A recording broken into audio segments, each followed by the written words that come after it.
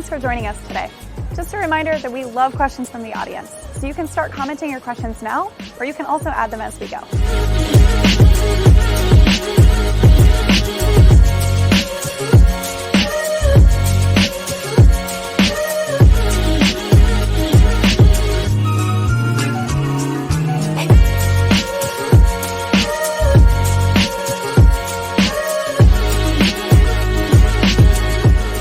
I'll be right back on to welcome our guests to the show.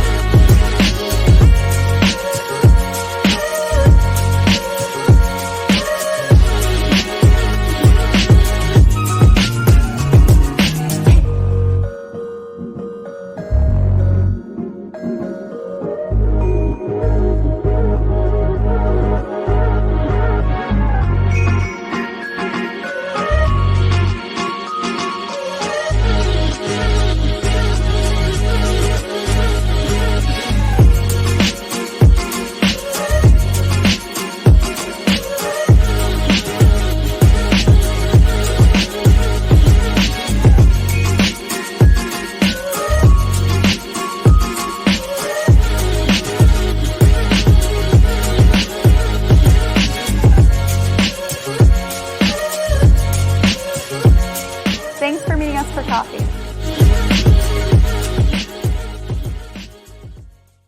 Sometimes coordinating multiple loads, clients, emails, and accounts becomes confusing and tedious.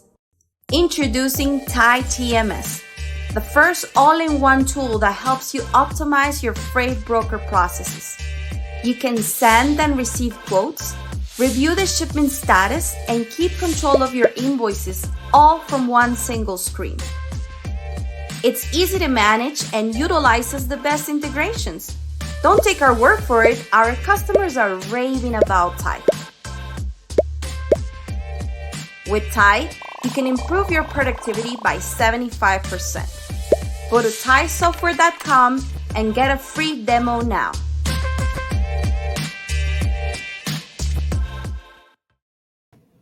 Good morning, everybody. Thank you so much for joining me for episode 40 of the Meet Me for Coffee podcast.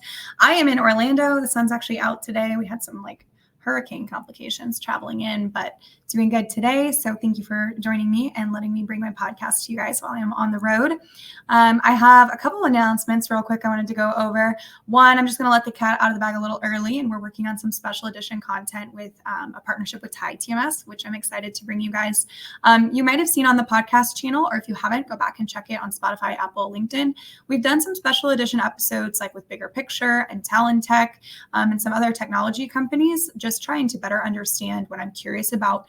What is this technology? How does it work? Is it something we should be paying attention to? And the views on those tell me that you guys care about those. So I'm actually very encouraged and excited about that.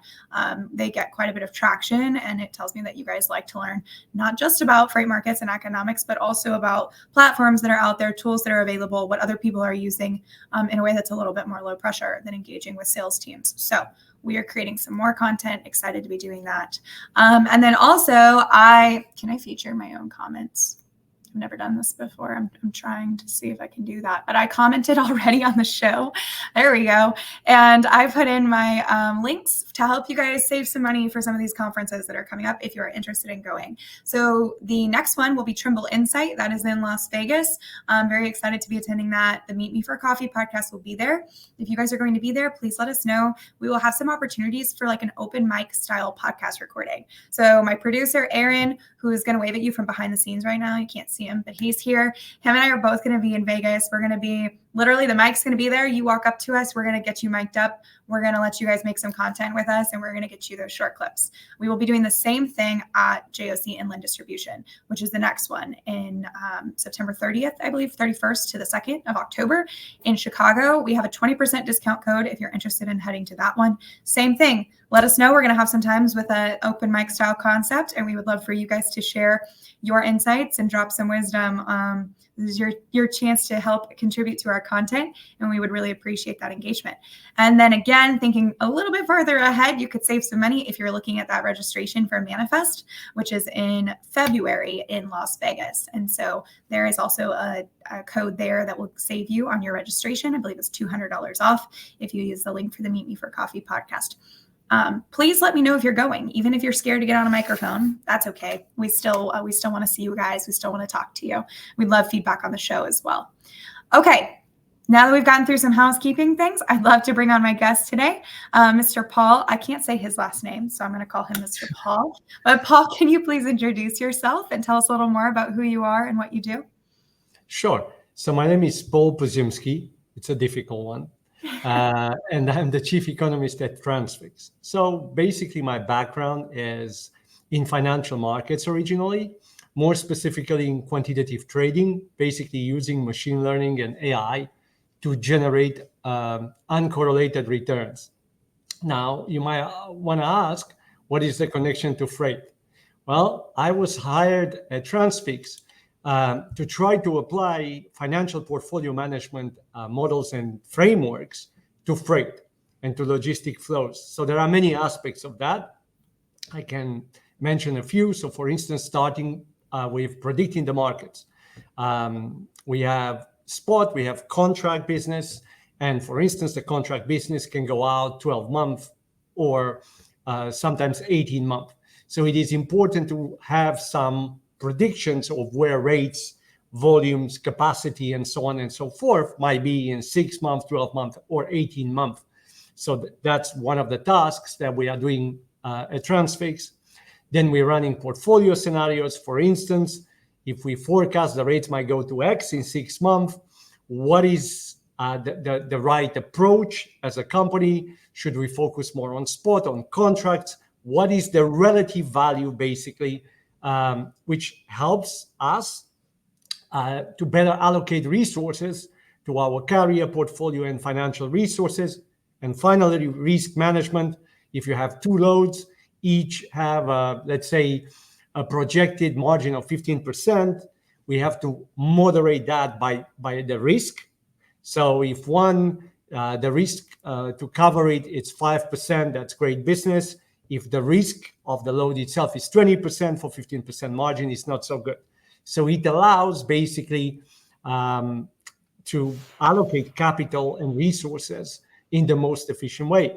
So now you notice that I'm talking about us in the markets, doing spot, doing contract. This was what we were, Transfix. We were a broker, and we were operating extremely efficiently in probably the worst recession, freight recession on record. Now, we realized that we had a humongous amounts of insights and model that we developed for us to operate in this environment. But those models were generalizable, meaning that we learned a lot more and we knew a lot more than what we could use in our daily ops. And hence, the big pivot at Transfix, we sold our transactional business and we focus now on all this IP that we created, through our years as a real broker. And we focus now on this IP, which is basically data and tech, to provide the same tools to the wider industry. So far, this pivot has been extremely successful. Very shortly, we will have some big announcement to make in terms of who will be some of the next users of our technology and data. That is very exciting. But I specifically love what you said there when you're talking about that transition. You said that we have more insights. We've built like this infrastructure of understanding markets and insights and application. And rather than just keep that within one company, now you guys have separated so that you have the ability to start sharing more insights, which I think there's obviously clearly a market for, as more and more people are trying to figure out how to understand market dynamics and how to actually not just understand those dynamics, but what do we do with that information and how do we like practically apply it in real time too, into like what we're doing within our business. Good morning, Matt Selewski. He left a comment. I can say his last name actually. So even though he thinks it's hard, and he said he was also from Transfix. So he's listening in. Thanks for being here, Matt. Thank you for introducing yourself and your background. I know that I have read a report that you published in January of this year. And so you kind of did, I think it was like a 6-month outlook on this year. So we're in month 8 now, but we just wrapped up like the first half of the year. We're moving into Q3, but I'm curious to kind of double back and get your thoughts on, if your role there is helping to understand markets, try to make educated guesses at what's going to be happening. How do you feel like your predictions held up for the first half of this year? Was there anything that surprised you, kind of came out of left field? Was everything kind of as you expected it to be? And I don't want to spend too much time on the past, but just kind of understanding what's happened so far, as I'm sure that might kind of impact where we're headed. This is a very good question because everybody makes predictions, but then we need to be held to task. Yes. So I will answer very honestly your first question. How did the predictions work? So first point that I want to make is that we publish our accuracy every month.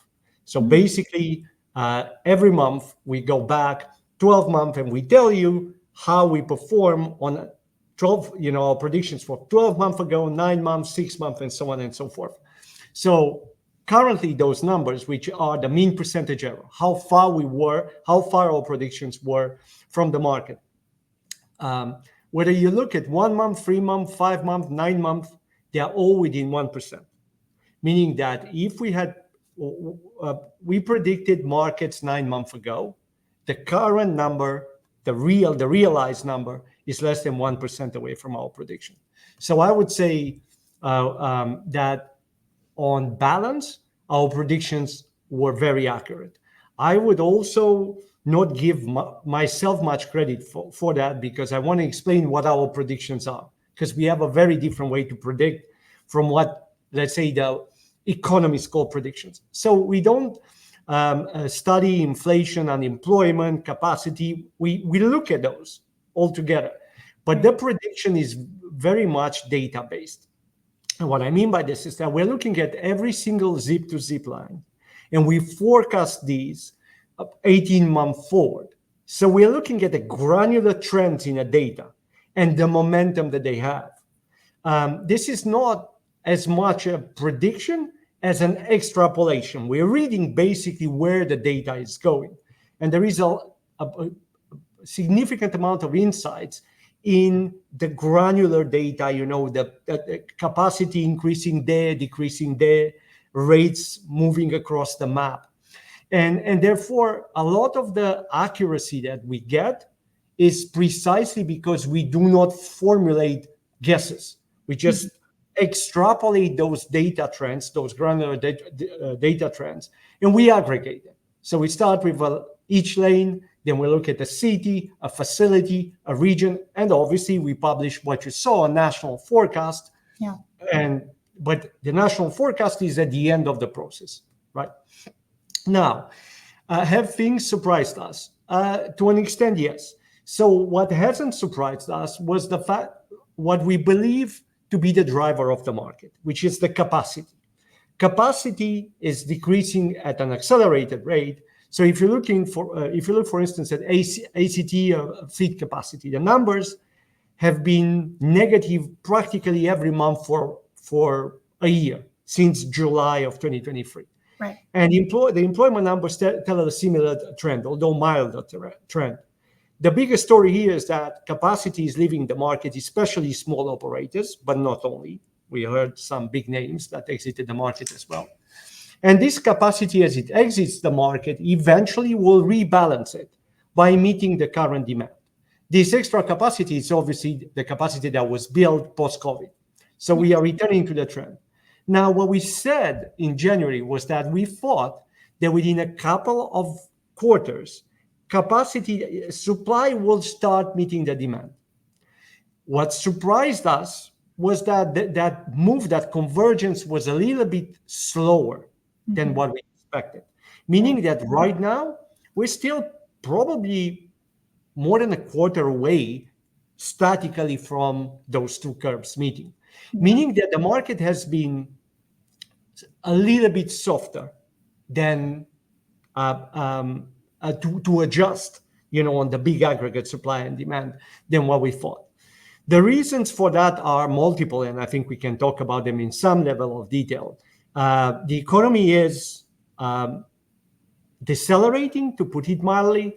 Manufacturing, which accounts, as we know, for maybe, 2/3 of land freight, had some mildly positive trends in May and June, but July we got a stinker. For the first time, the ISM dropped under 50, which is a recessionary warning. Yeah. Consumer confidence, which is something that we also monitor very closely, started to drop significantly, especially, the consumer confidence has two aspects: expectations, which kind of are hovering at low levels. They have done that for a while. And then the present situation. Well, the present situation was fairly resilient. The US consumer was somehow stayed optimistic about today. That changed lately, and it's dropping off the cliff. So between the consumer, the factory orders that plunged tremendously in June, I believe is the biggest drop since COVID, manufacturing in general, well, that lengthens the process of healing in our industry. And despite the fact that we've been already in the biggest recession on records, trucking recession, I'm talking,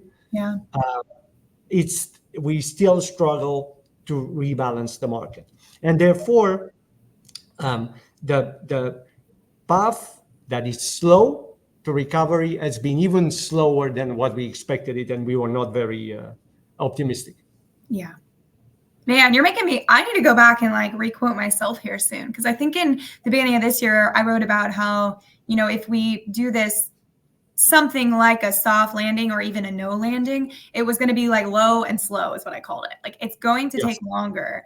And I think that that's what we're seeing, because this is why, in my opinion, this is why this podcast exists, to talk about macroeconomics, but then to talk about the freight market and how these two things are meeting, because the economy has actually been in a pretty good place. And so in freight, we're oh, volumes are down, rates are down. It's been so hard for now over 2 years. It's going to change. Everybody's it's just time to change. But the scary thing is the economy was actually in a pretty good place, and it's starting to cool more than it has been. So you said, consumer confidence, manufacturing, we're not seeing signs of returning strength right now. Now that brings me to another question I have, and we're going to lead right into this.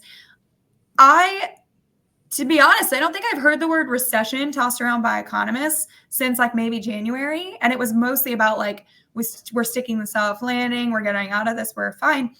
I don't know what happened. Like, I think I think I know what happened. I'm going to guess it was correlated to the unemployment rates releases last Friday. Stock market had like one day of nobody knew what went on, like all of a sudden, and for like a 24-hour period.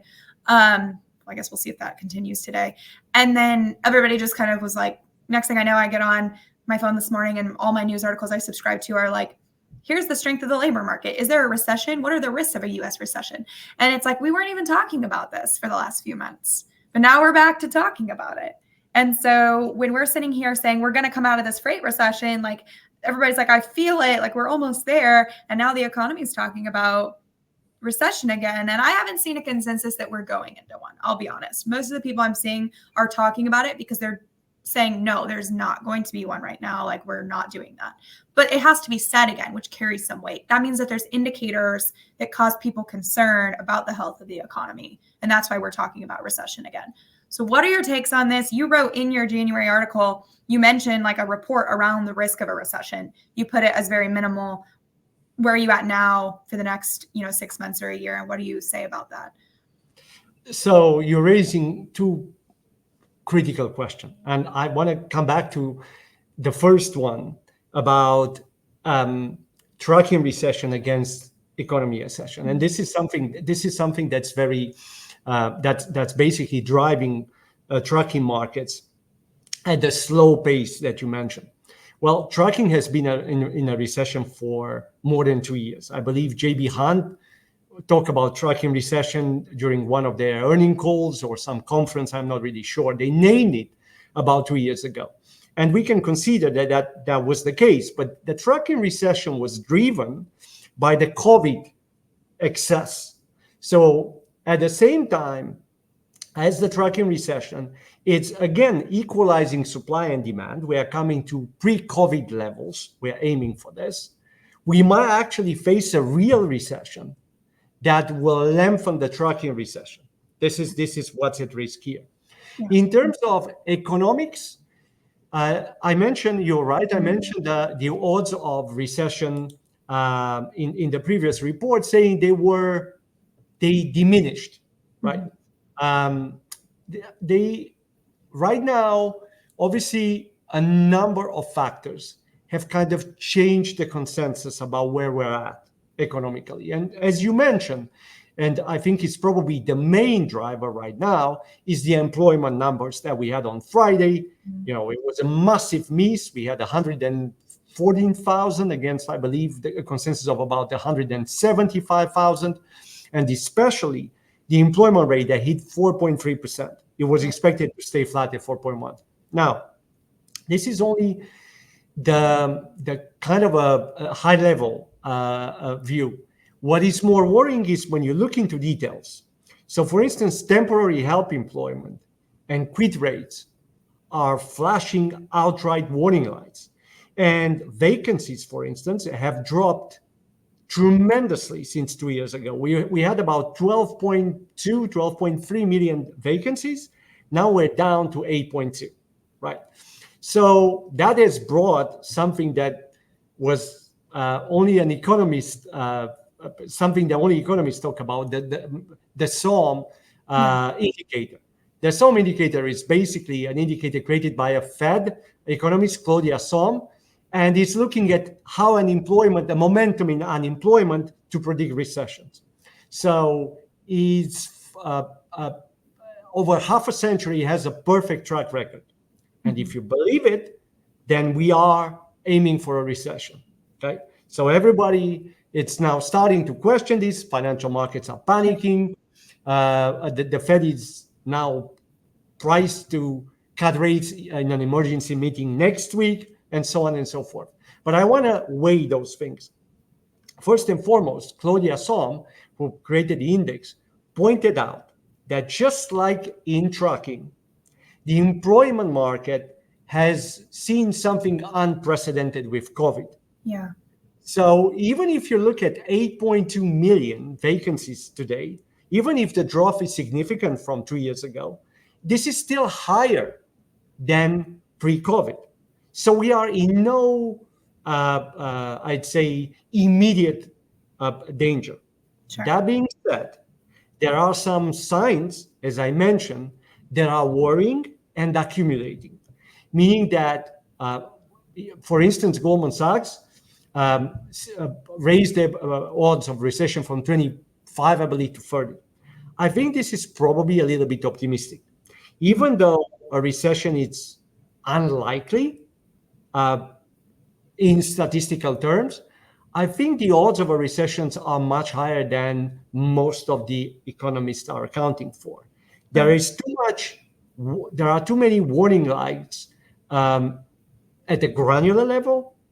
We mentioned about the consumers, we mentioned about manufacturing, but even if you see, for instance, earnings like Amazon's, they have a significant predictive power, and again, the data, the granular data of unemployment, I think we could see a recession with odds that are probably way above 30%, maybe closer to 40%. But would we be seeing that in 2024? Or are we talking beyond? Good question. The indicator is a predictor of about also a quarter or two. And likely if we are going to see a recession, it will be in a relatively short term. Because what's at stake here is that inflation is on a downside, but the Fed still doesn't have enough confidence to cut very aggressively and very quickly. So what we're speculating about is that the Fed might be marginally behind the cycle and adjusting too late. And by that time, we would have shifted in a recession. So likely if it happens, it will happen in a very short term. Yes. And I remember now conversations from earlier this year when we talked about the risk of a recession, this year, or even now, maybe early 25. I remember some people talking about if we do go into a technical recession, there's a chance it would be shallow and more mild than what we've seen in the past, and that it would actually create a stronger recovery, a faster recovery. Now they were saying, I actually think they were saying if we go into a recession like early 24, we'll get it over with and we'll have a greater recovery instead of this low and slow. But now it's like, okay, well now we've had the low and slow, but are we still going to go into a recession? So if we do so at this point, would it still be shallow and mild? Or would now we maybe be stuck for quite a while longer because we didn't just get this out of the way a year and a half ago? So this is the $1 trillion question. My personal experience, having been around for some times in the financial markets, is that once we get into a recession, the pattern of the recession is extremely difficult to predict. Right. If we could slowly move into a recession or a slowdown or cooling down or whatever we might want to call this, we could probably avoid it. We would simply manage the cycle softly enough, the famous soft landing that the Fed is supposed to deliver. But in reality, when we enter a recession, there are a lot of self-fueling processes that can take us much farther than, the Fed or the economists are comfortable for. So I think it's very difficult to predict the shape of the next recession if we enter one. What I would say is that the pressure in the system is significant, and we can talk about a number of interesting factors, including debt, that would probably take time to resorb themselves. So I do not believe that we're going to have a soft landing that will simply transition us towards another period of growth. That's not to say that the recession would be on par with 2009. Nobody knows. But if we enter a recession, it is likely to be a fully fledged one. Okay. So I have another question now that I've never, I'm thinking through this in my brain, like in real time, because I haven't thought of it before. So I'm going to ask you. I have a hunch, but typically when we are in a lower market economy, like we are not, people don't expect the freight market to do well. So the thing is, though, we've been in a pretty stable economy for the last couple of years, and the freight market's not been doing well. Yes. So if we go into a worse macroeconomy, is there still a chance that freight somehow finds some type of a high market cycle? Because what I'm thinking now is it will probably hurt even more for a while, but I think we're just going to run out of capacity. And then we're going to create an imbalance. So even if we stay in a recession in the macro economy, can we still see the market change in the freight markets to where there's pressure on rates again, because we just lose that last bit of capacity that's been hanging on, and we finally have done that. Now, I ask this skeptically because I've had some gentlemen on this show before. I know Jason Miller will say that we've never exited a freight recession without a supply stimulus. So is it possible to exit a freight recession strictly because of a demand exit, or I should say, supply exit? I flopped those. A demand stimulus. That's my question here. Because I feel like, yeah. again, I think I'm taking this like we are in uncharted waters. And that's kind of one of these things where people don't know, because this has been such a different economy and freight market coming off of such an unprecedented time as COVID, that now I feel like I'm asking questions that like we haven't had to consider before. So I find Jason's analysis extremely informative, and I read. I'm an avid reader of everything he publishes. Now, his general, if I understand well, of course, his general just is that manufacturing is what will take us out of a recession by and large. Sure. And manufacturing is struggling. So as long as we don't have demand picking up in a significant way, that this trucking recession will keep going on. I actually side with your view. And we had a webinar in March where we discussed exactly this subject. Meaning what? Meaning that for now, as I mentioned, for a year, we started bleeding capacity at an accelerated rate. Mm-hmm. Irrespective of what happens in the economy, sure, supply leaving the market will rebalance the market. Now, if you're telling me that the demand is going to fall off the cliff, that we're going to leave another 2008 crisis over the next year, all bets are off. But in practically any scenario, given how fast supply leaves the market, even if we enter a recession in the economy, we will still restart the process, that rates increase faster than the economic cycle that will bring the recession. Because again, we are 2 years ahead of the cycle. We entered recession 2 years ago. So we are not aligned to the economic cycle. We are adjusting for the COVID spike. Yeah. So my view is that you can lengthen, and certainly this is happening as we speak. The recovery, it's slower than we saw it happening in January, for instance. But at the same time, the adjustment continues, the convergence continues. So maybe instead of taking 2 quarters, it might take 3 quarters. Mm-hmm. But at the same time, supply on its own, we believe at least, will rebalance the market. Moreover, if we enter a recession, what will happen? All the weaker players in our sector will leave in droves. Mm-hmm. All the people that have waited with a little bit of reserves from the period of COVID are going to run into trouble at an accelerated rate. So the supply would accelerate. In my view, in almost any scenarios, bar obviously a macroeconomic event of epic proportions, wars or huge financial crisis, we are on the path to recovery. It is very frustrating that it takes so long, but trucking is on the other side of the hill. But as you know, the end of the tunnel is typically the most painful as well. That being said, I agree with Jason that manufacturing has a tremendous power. And obviously, if manufacturing picks up, it will completely change. We will get that much faster. But in a way, a recession might simply accelerate the supply destruction faster and get us faster into some sort of balance between supply and demand. Right. Yeah, we're still sitting at an oversupply. So, I mean, when that capacity finds its balance, typically then we would say, okay, it finds its balance. And then there's that demand surge that creates the imbalance again moving up in a positive way.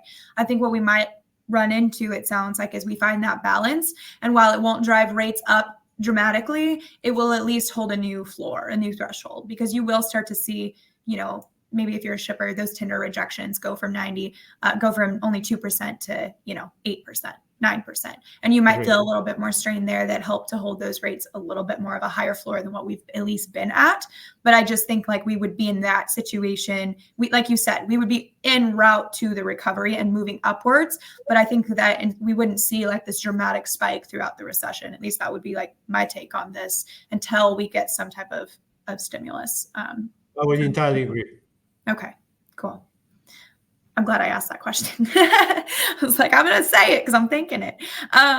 So the last thing I wanted to ask you, I'll do a two-part question. I've been thinking too while we're talking, there's a lot of unknowns right now. We've said that. Do we know what the recession will look like if we go into one? No. Do we know when we're in it what it's going to be like? Maybe not. But I think that's something that I've kind of been telling myself is markets don't like uncertainty. And I feel like we've just been in a lot of uncertainty lately and having to be like, well, is it going to be like things we know previously? Because we have no context for this. We can't compare this to something.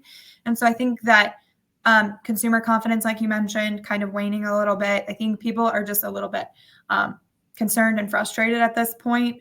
And so then they're going to see your average consumer who isn't studying economics. They're going to see the headlines. They're going to see unemployment go up. And we're in a politically charged environment right now. So things are also being manipulated a little bit, right? And exaggerated because, of course, unemployment going up is great for one party, the opposing party of the one that's in. So we're going to be seeing this happen. And I think that, right, wrong, or indifferent, that will impact kind of people's confidence in the economy. And we'll start seeing people have to address recession again. That's why I'm seeing these articles, because the economists, even if they think like we're not going in one right now, they're still going to have to address it because they understand that there is like the average consumer and the average U.S. citizen right now is concerned. And so I will ask you this as we close. I'm from Kansas. The Kansas general election is today. So like thinking about elections and things like that. What does this upcoming presidential election mean for freight and the U.S. economy? We have about a couple minutes to answer this question, but love to get your high level thoughts. Yeah, so high level, you can focus on the short term and say, well, Trump runs on low tax, low regulation, some form of economic protectionism, which possibly is good for manufacturing, going back to, Jason framework. So good for business program. At least this is how the markets perceive it. So in a way, you can say that the Trump win might boost the economy and create more demand for the trucking industry. On the other hand, though, if you look at Harris, she's likely to continue Biden's policies or legacies. There will be no tax boost or lower regulation, but there is an increase in public spending, also possibly boosting the economy, more stimulating the demand side. Yeah. So, frankly, at face value, I am maybe psychologically, Trump is seen as more pro-business and therefore would improve business sentiment. But on paper, I'm not 100% sure that either program would be significantly different from the other in terms of what will happen in the trucking industry. More importantly, they are very similar in another way. Neither candidate seems to bother about the national debt, which is reaching 35 trillion. Right. Or at least certainly their actions, if we look at the Trump term or Biden terms, don't account for it. So maybe the interesting question is, if we continue on this path, especially as the Fed is preparing to cut rates, maybe as soon as next week, at what point this creates an issue for debt refinancing in the US? At what point investors, especially foreign investors, will require a higher rate of returns for the embedded risk? And what will be the consequences of that on the economy at large? Because we are panicking now that the Fed is not cutting rates quickly enough. Well, what if rates would stay high simply to keep, investors in U.S. debt happy? So in a way, I think the consequences are more long-term than short-term. I don't think the election will matter tremendously in the very short term. Yeah, great insights. And I specifically love the part about like either way, not much changes for us, which I think is always something that's almost entertaining around elections, is that it's like, yes, that's probably it. We think the results are always a lot less dramatic in the 4-year term or whatever it is than people maybe anticipate going into it. Okay. as we wrap this up, Paul, any just thoughts, advice, forward-looking predictions, things people should maybe pay attention to, or any last thoughts to share with the audience? And then also let us know how people can get in touch with you if they have further questions. So the most important thing when you have a lot of dispersion and volatility in any markets, and certainly in a tracking market, is to focus on the data.